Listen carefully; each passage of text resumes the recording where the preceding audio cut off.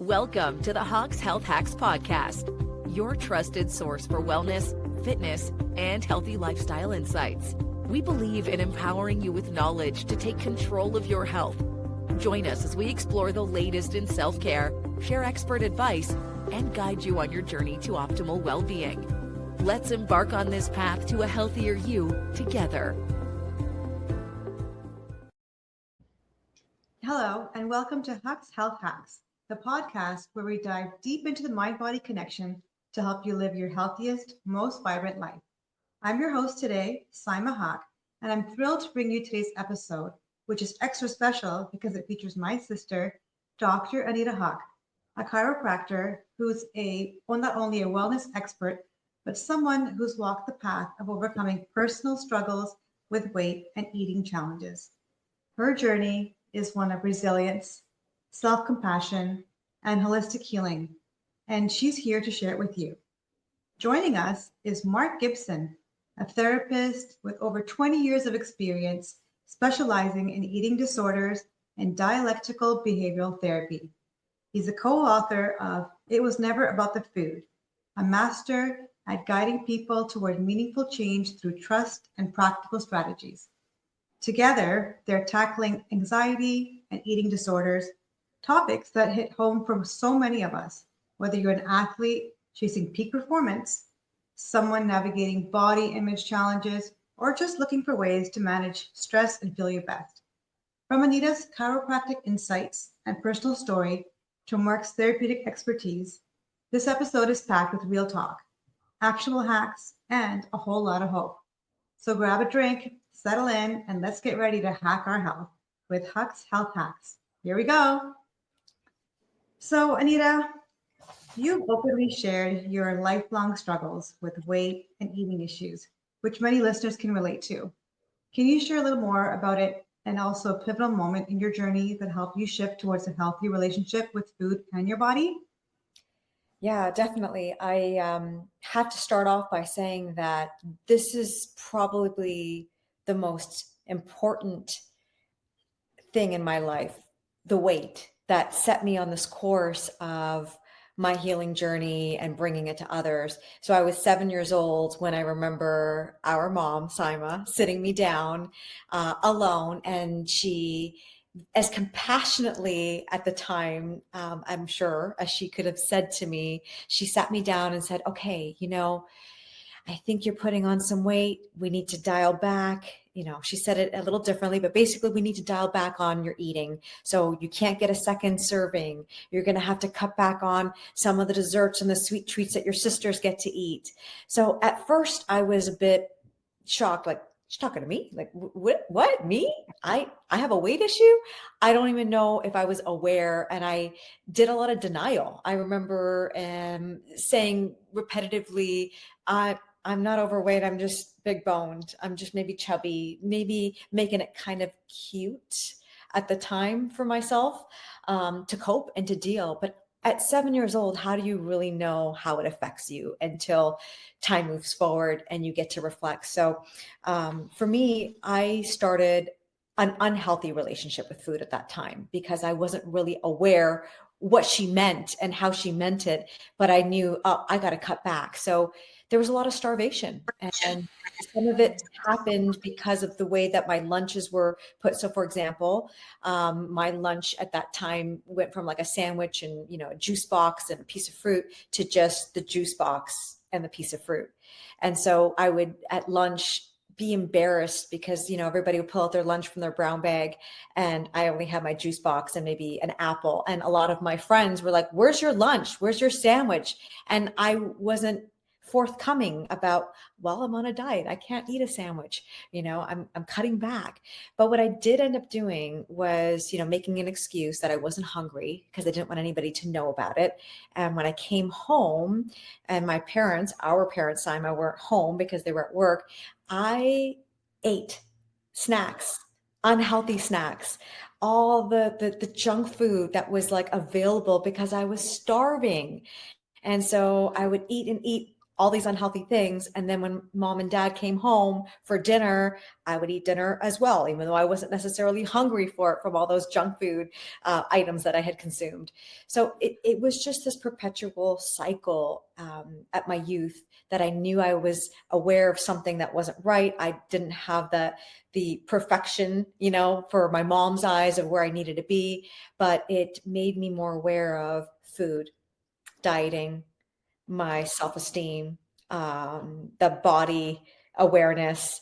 And it definitely led me into this pathway of trying to bring it to other people, because I too am still a lifelong student. So you asked me another question, which I think is important for our listeners to hear, which is, what was a pivotal moment that may have shifted my relationship, with food and my body?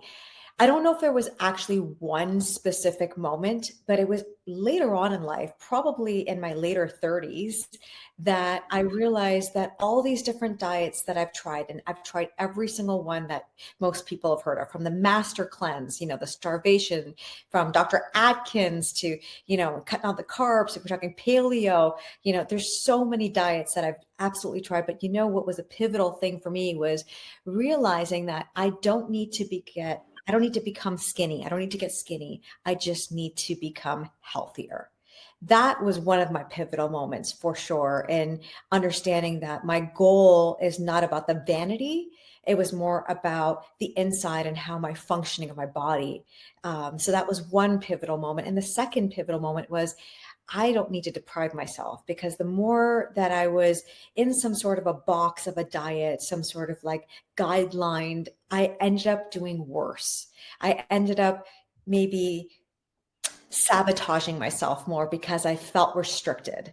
And many of you who are listening to this podcast may agree or have had some sense of that restriction that makes you want to rebel, and eat more of the things that you're not supposed to eat. So that was another pivotal moment for me, was realizing that I no longer need to practice perfectionism with my diet, because there's no such thing, but I only want to strive for eating nourishing foods. At least 70 to 80% of what I want to eat on a day should be something healthy and nourishing for my body. And then I got to live a little and not be in the box and splurge and maybe have that chocolate or have that ice cream bar or whatever my craving is for that day. So those were kind of my pivotal moments of the shift.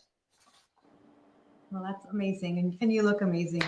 Poor mom, if she watches this, she's going to now know why her diet never worked for you. All that after hacking.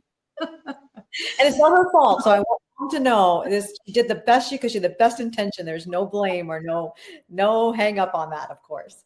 Definitely. Yeah.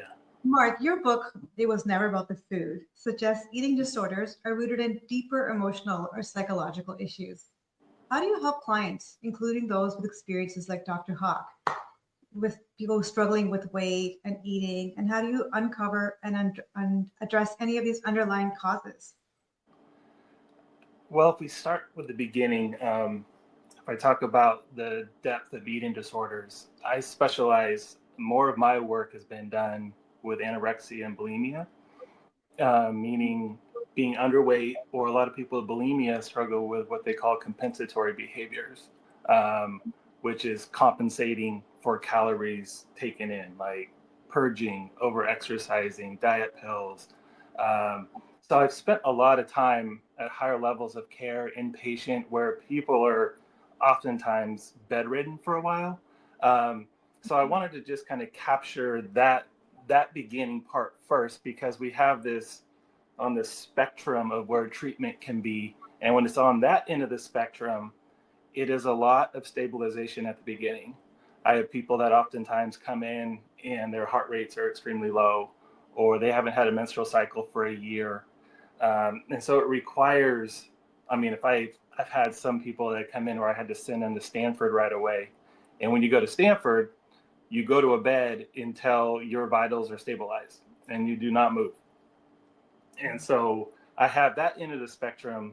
And then what a lot of times what we're talking about here has to do with kind of developing a healthy relationship with food overall, like kind of combating dieting concepts and mentalities. And with them, to be honest, in my career, I think I've been horrible at that treatment because people don't stick with me long term, because my focus is about more intuitive eating, which is kind of what you're hinting at, Anita, is throughout your lifetime having this diet, and then you realize, wow, I'm still hungry. So we still have that primitive part of our brain that's saying I need more food. And so we're battling that with messages of body image, judgment that come from society. And so it gets to be extremely confusing, but I'm trying to now teach this intuitive eating process, and it flies in the face, I think, a lot of what is norm in our society, which is fast acting, quick weight loss, and it just doesn't sustain. And so I start talking about intuitive eating, which is connected to mindfulness and honoring hunger and fullness. And most people are looking for a quick change, and I end up kind of struggling with them. But if I talk about that initial phase of stabilization, it's amazing what starts to happen, which is I move to that next phase, which I kind of call figuring it out. And when people get stabilized and they're nourished and they're feeling good and they start to participate in life, is when that underlying aspects of what might be at the core of an eating disorder starts to come to the surface. And that's where the long-term work is. And that can be, I've seen people since I started in this field, there are some people that I still see on a maintenance kind of basis. So, it's quite a wild ride and into those spectrums that I was talking about. I'm sure it's great to have your support. Mm-hmm. Dr. Haque. So. Yes, definitely. How did your personal experiences with weight influence your approach to helping patients at Haque Chiropractic with nutrition and wellness? I think it's a huge integral part of the way that I practice, the way I speak to patients, not just because of my own personal experience, but because I also now really understand the value of how food is medicine, or it could be poison, on the other end of the spectrum. But in the sense of even with their treatments and getting repair with their chiropractic care, their nutrition and how much inflammatory foods or what they're feeding themselves is going to impact the results that they're also going to receive from not only their adjustments, but holding their adjustments, seeing the improvement, having the inflammation come down. There's so much in our diet that impacts that. So that is definitely something that's at the forefront. But beyond that, for me, my personal experience in terms of even Mark, what you were bringing up, you have, the anorexia and the bulimia. I think I've had all of those things. And so I feel comfortable opening up to patients and sharing that with them, making sure that they know it's a safe place for them to know that, there is no perfectionism here, that we're all dealing with our emotions. And sometimes the way that we deal with our emotions is feeding our emotions with food or a substance or something like in that realm. And I'm, being aware of that allows me to kind of ask maybe certain questions so that patients can feel more comfortable to share that with me and open up that conversation. So that allows me to maybe give them some more direction, whether they need to speak to somebody maybe more severely, talking to Mark, maybe us just having a conversation about, hey, when you're stressed, you went to doing, this activity, which was, eating that junk food. I resonate. I did that same thing. Here's what else you can do instead. So having that conversation, because I really feel that part of the care that every single patient gets in my office is not just the adjustment, but it's the experience of uplifting their health, maybe making that little bit of a pivot, a change besides the adjustment that can maybe set them on a better course for health. It totally makes sense. Mark, you've worked with eating disorders across inpatient and outpatient settings for 20 years. What's a common misconception about eating disorders that you'd like to debunk for our listeners? I know when I saw that question earlier, there's the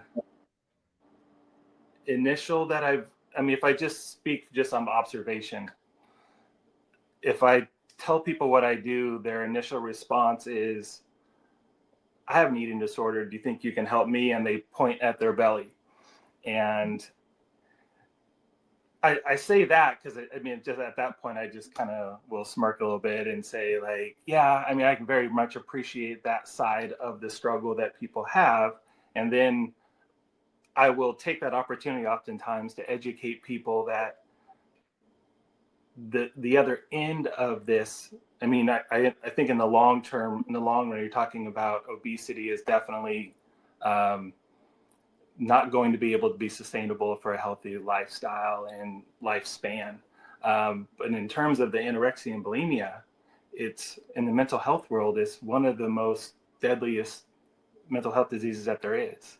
And so I think that's one of the things that sometimes will catch people's attention. The other thing that I highlight that oftentimes surprises people, and this is like working with like family groups over my career, is struggling to recognize the function of an eating disorder in people's lives. So the idea that when somebody might purge or restrict or starve themselves to the point that they need to be in a hospital, most people are thinking like, at what point is kind of the rational mind going to kick in and you're just going to eat? Or how could people enjoy throwing up? And they struggle to recognize that there is a function to that. So the idea with anorexia, oftentimes it reduces the ability to recognize things going on in the world around them. So for anxiety, when you are malnourished, you don't have the same level of anxiety. It goes down.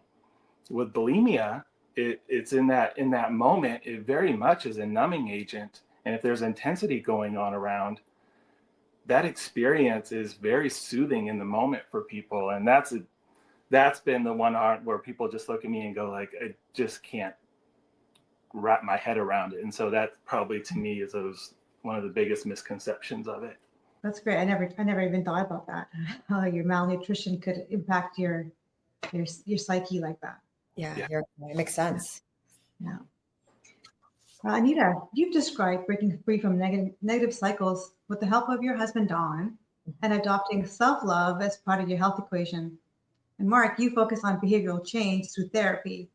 What are some key steps someone can take to break from these cycles of anxiety or disordered eating? And Mark, maybe you could share first. Breaking from the cycles of disordered eating or anxiety. Well, let me start with the idea of the cycles. Like if we talk about anxiety, I think it's really important. Most of my education starts there, which is understanding the function of emotions, as opposed to breaking free of anxiety. The function of it is it keeps us alive. So we don't want to break free from it, learning how to regulate it. Or the other side to it, if we think about the other part of anxiety is helping us to prepare. So if I am doing this podcast, guess what some of the anxiety leading up to it did for me?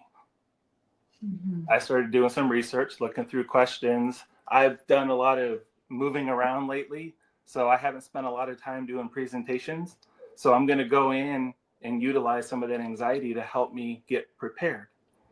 And so that's one of the things that is a big focus of mine, is re-educating people to learning to really embrace emotions and utilize them for what they're for.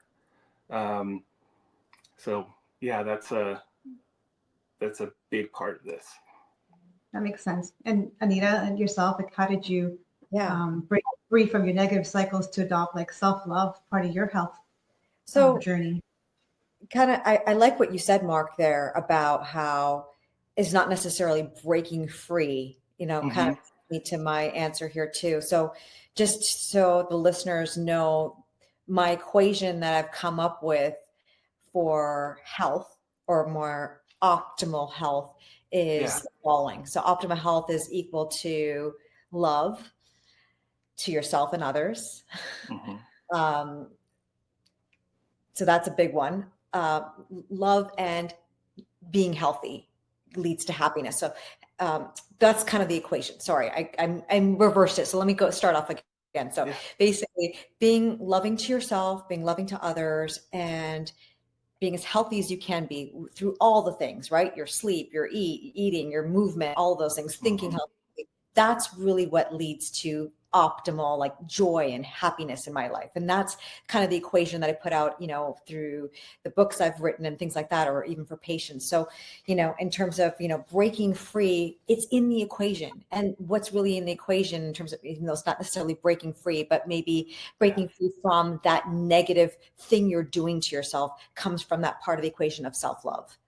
I often have found that through my own self dialect, I'm kinder to others than I am to myself in the past. And I've had to recognize, why am I being so mean to myself? Like, I would never say this to any of you.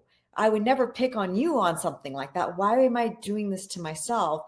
Which was kind of an awareness for me to break some of the cycle of negativity that I was doing to my body, or doing with the purging, or doing with the starving, started becoming kinder to myself, which really is self-love. And that led me into more of, okay, my self-love is, being kinder to myself, but also part of self-love is self-discipline and self-respect. So maybe my self-discipline isn't not necessarily not eating, but it's being disciplined to not purge, to not starve, to not be so harsh on myself. So that's kind of one of the ways that for myself, I feel like it's my behaviors learn to change and shift. So I wasn't going back to those same bad habits that we often tend to do, if that makes sense. Yeah. I was thinking about the second part of it. You mentioned disordered eating aspect of it. I talked about the emotional side, but the idea of patterns that people fall into, and you were talking about, finding that balance with calories of how they are viewed. I remember early on in my career, I think it very much was,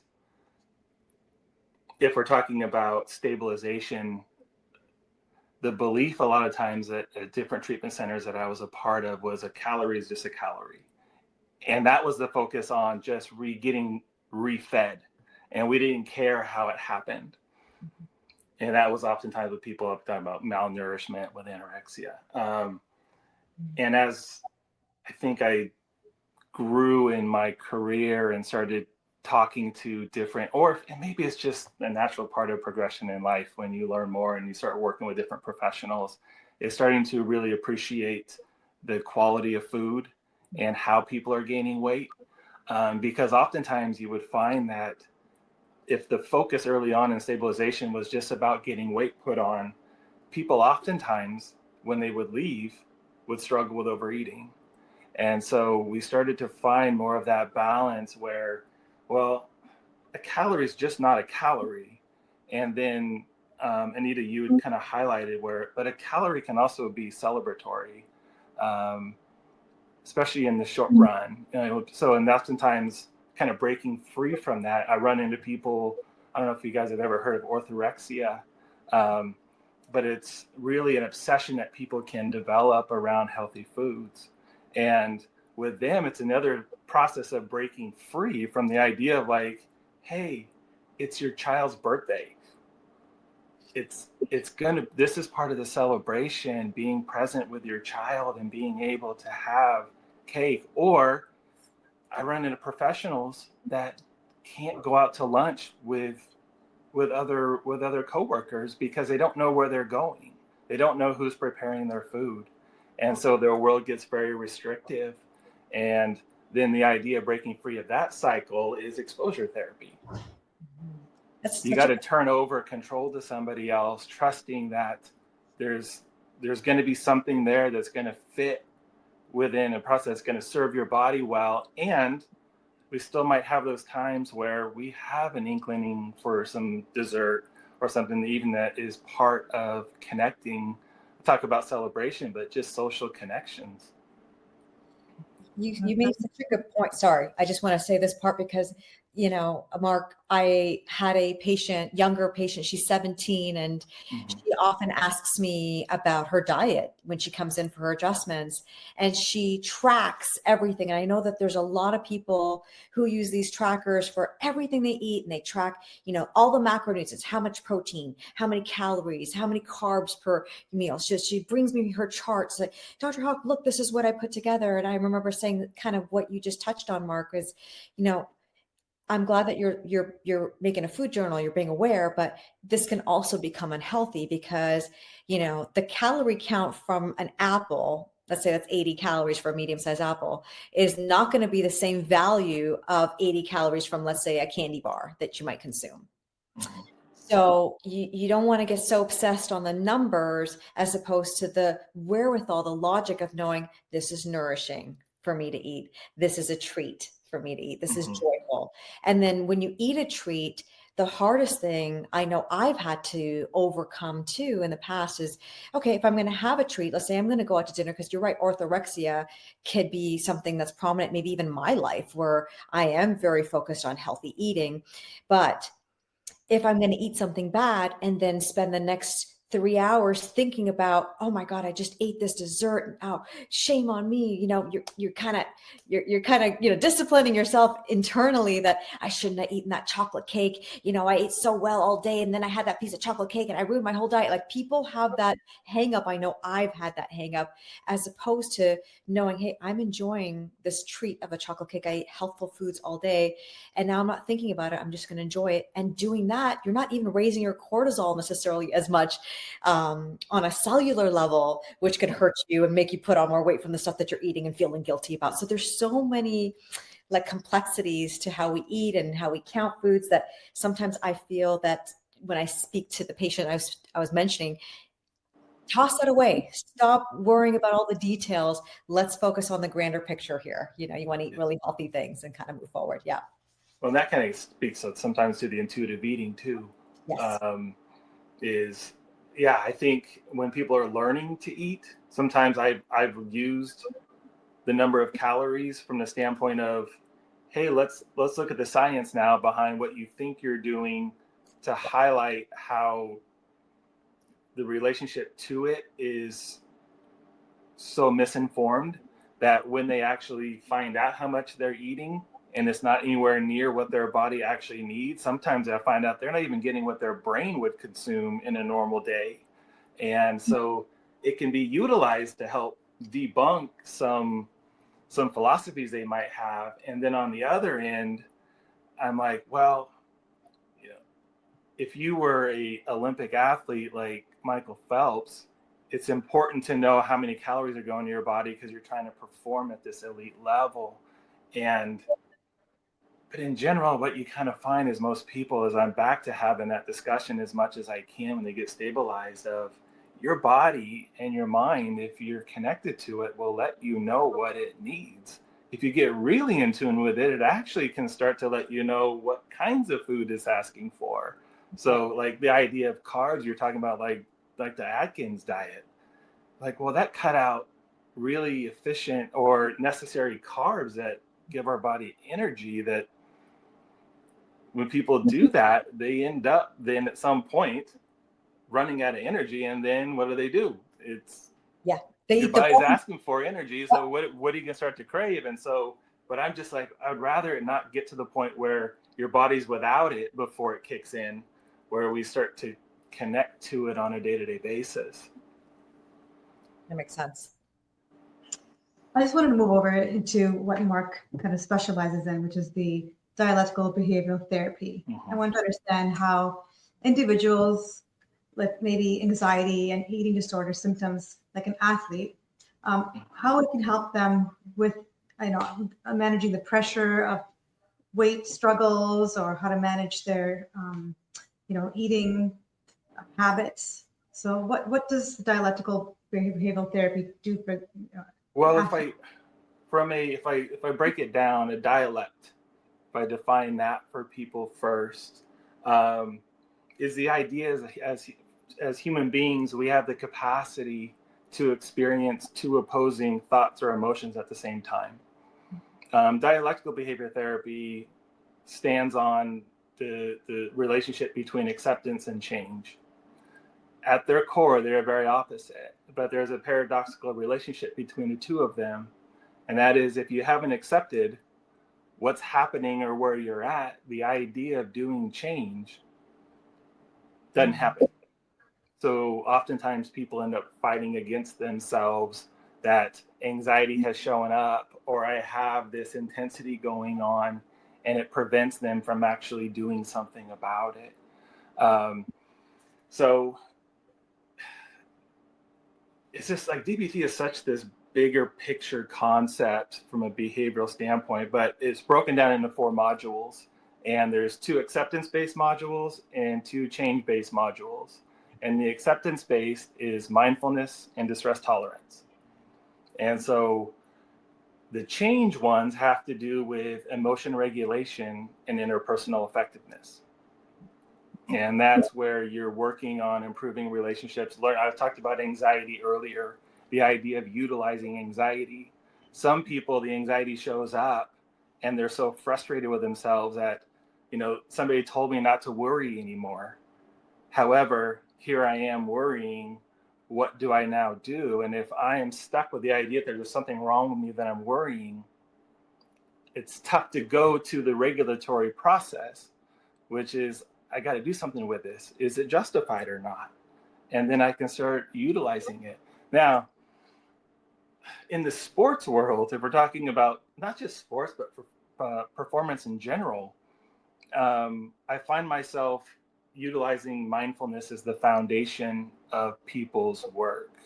And that is really tuning in to the idea of what is happening to me internally with my thoughts, with my body. And I don't know, if you look at the research and the years in which people spend practicing mindfulness, I've done, in the stuff that I've read, they've talked about the idea of 20 minutes a day of practicing mindfulness. And that is, there is like meditation and then there's mindfulness. We hear about meditation from this idea of this soothing, calming kind of experience. Mindfulness, at its core, I try and get people, you sit with yourself and your brain. You remove other distractions, and you're learning to work and understand what is happening inside of you. And for some people, that is very scary and very uncomfortable. And hence why I say, go do that work. Because if you want to learn how to regulate emotions or perform at a really high level, you gotta learn to be aware of what's happening in the moment in order to work with it.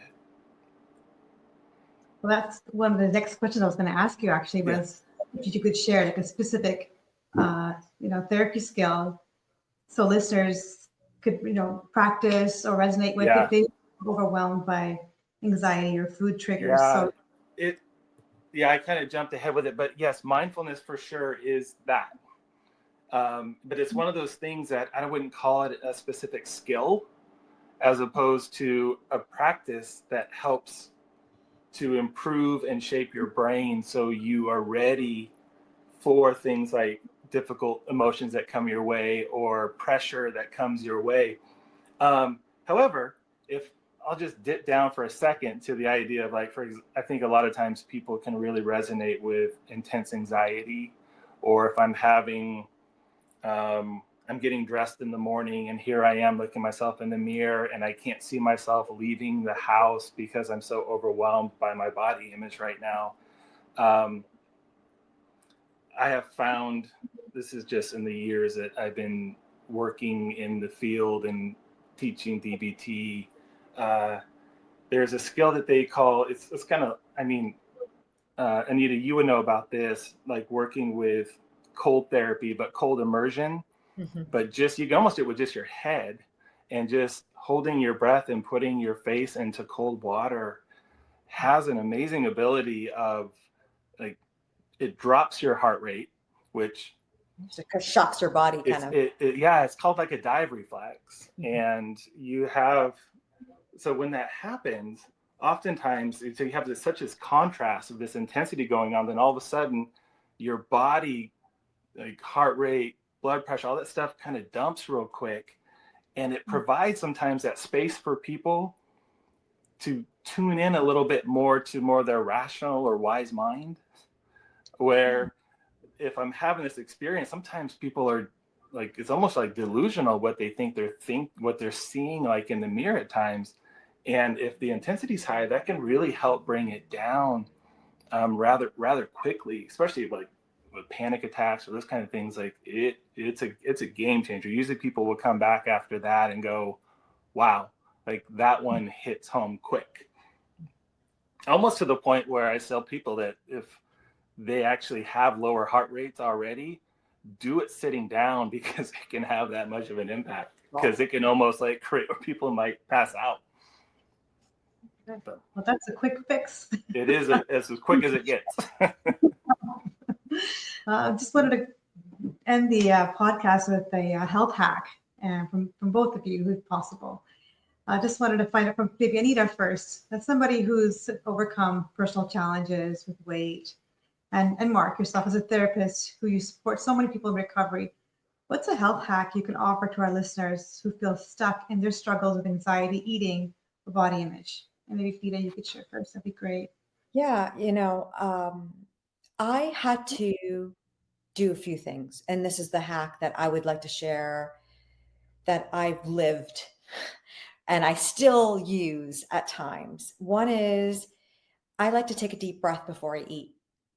It's just a quick hack, kind of like resetting. Sometimes for anxiety purposes, you're not breathing enough. Number one, you're doing a shallow breathing situation, so you're not even as logical because of that. So sometimes, just taking a moment, full inhale, full exhale, can help me to kind of get more rational, calm down my nerves. And especially before I eat, it starts to focus me a little bit more on, let's enjoy this meal. Because one of the things I used to do when I was anxious or I was eating, not because I was trying to nourish my body, but I was trying to feed an emotion or settle down a negative emotion in my body, is I would eat in a numb form. So meaning eating without thinking about it, eating while I'm watching a screen, on a phone call, I'm doing something else. So I'm not focused on actually nourishing myself. I'm kind of, doing this in the past. So that was a big thing for me to recognize that pattern. And in order for me to recognize that pattern, it helps me now is to take that deep breath before I eat to make sure, okay, let me make sure I'm calm here. Two, what am I feeling right now before I eat? Asking myself that question. Am I really hungry? Or am I just feeling scared, upset, angry, anxious, all of those feelings? Do I need to recognize that first? So sometimes taking that deep breath allows me to ask that question of, am I really hungry or am I just feeding something else? So that was another way that I remember having to break myself maybe out of the pattern. The other thing that led into, kind of this hack is I made mistakes all the time. I still do, even with eating. So I have to often remind myself, forgive me. Like, forgive myself for maybe not being perfect. Forgive myself for maybe doing what I said I wasn't going to do, because I'm human, just like I would forgive someone else, right? I mentioned that earlier about, treating yourself like you would treat somebody else. So forgiveness is a big part of that hack for me, of knowing that I'm not going to be perfect and I don't need to be perfect because there's no such thing. But am I progressing? Am I getting just a little bit better than I was? And forgiveness is a part of that, forgiving myself for maybe having something I said I wouldn't eat, or, like I said, having the extra treat, but enjoying it more so with that forgiveness.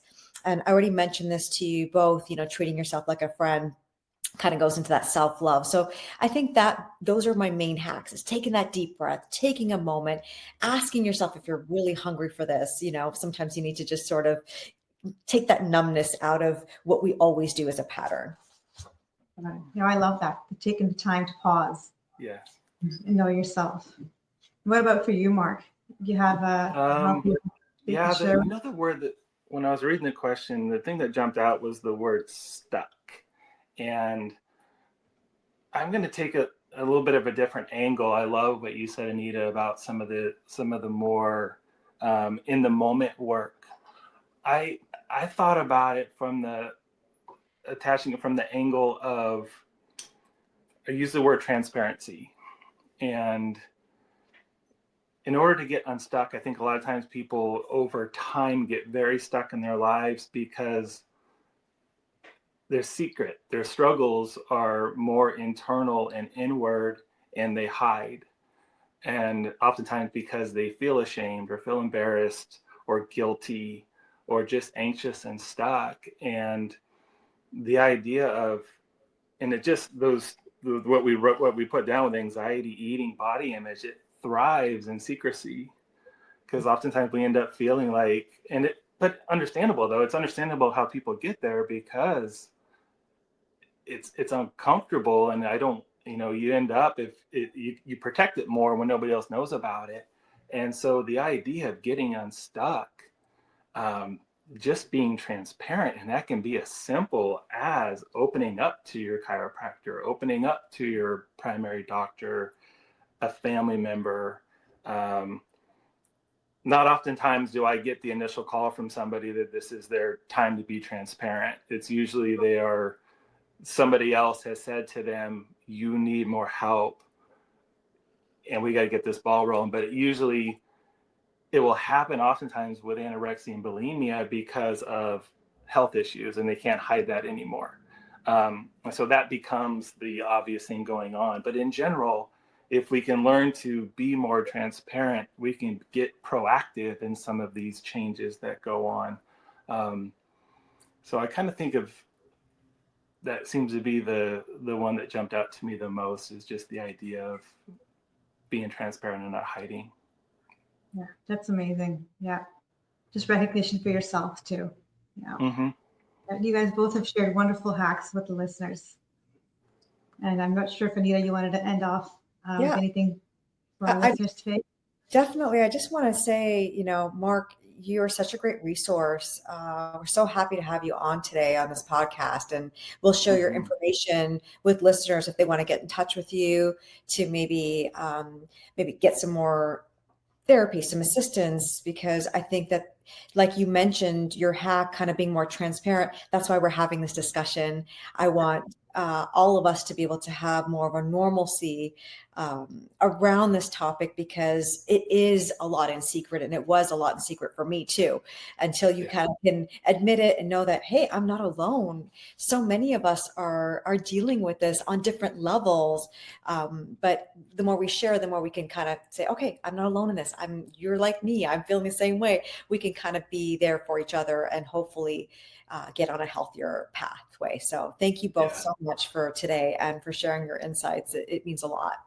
Well, I appreciate the invite. Like I said, I have been in my recent moves, I've been staring at the screen, just doing my day-to-day grind of work. So getting to spread out and connect with other professionals in a different way, and doing presenting and have that kind of thing has been a nice little change to my getting more settled into this new area.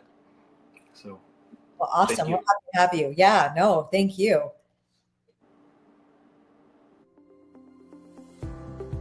Thank you for tuning in to the Haque's Health Hacks podcast. We hope today's discussion has provided valuable insights into achieving and maintaining your health. Remember, your well-being is our priority. Visit us at haquechiropractic.com or call 925-960-1960 to learn more or schedule an appointment.